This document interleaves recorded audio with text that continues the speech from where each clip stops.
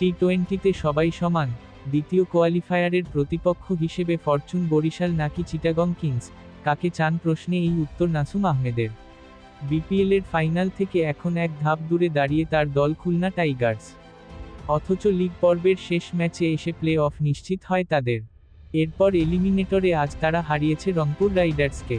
Global super লিগে champion হওয়ার পর বিপিএলের শুরুতে টানা 8 ম্যাচ জেতে তারা।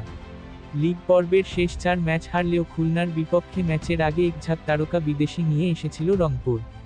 তাতে অবশ্য কাজের কাজ কিছু হয়নি। খুলনার বিপক্ষে 85 রানে অল আউট হয়ে রংপুর ম্যাচ হেরেছে 9 উইকেট। এই ম্যাচের সেরা খেলোয়াড়ের পুরস্কার জিতেছেন নাসুম।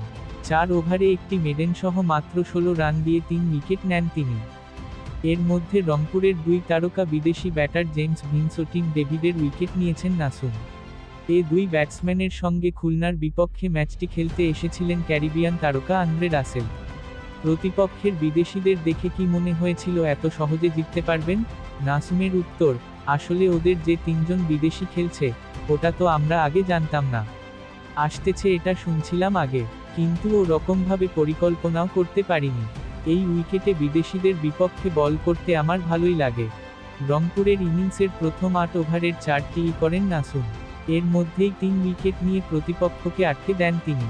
অধিনায়ক মেহেদী হাসান মিরাজ তাকে দিয়ে টানা বোলিং করানোর পেছনের পরিকল্পনা কি?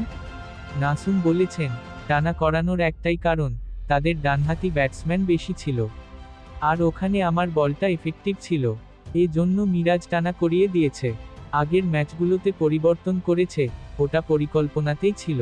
কিন্তু আজকে ওর হাতে অপশন ছিল, এ জন্য করিয়ে ফেলছে। বিপিএলের পরপরই হবে চ্যাম্পিয়ন্স ট্রফি। এই টুর্নামেন্টের জন্য জাতীয় দলের স্কোয়াডে সুযোগ পেয়েছেন এই বাঁহাতি স্পিনার। বিপিএলে এখন পর্যন্ত 11 ম্যাচ খেলে 11 উইকেট নিয়েছেন নাসুম। ওভার প্রতি রান দিয়েছেন 7 গড়ে। এমন পারফরমেন্স কি কাজে আসবে চ্যাম্পিয়ন্স ট্রফিতে? এই প্রশ্নের উত্তরে নাসুম বলেন, ওটা আলাদাভাবে পরিকল্পনা করব।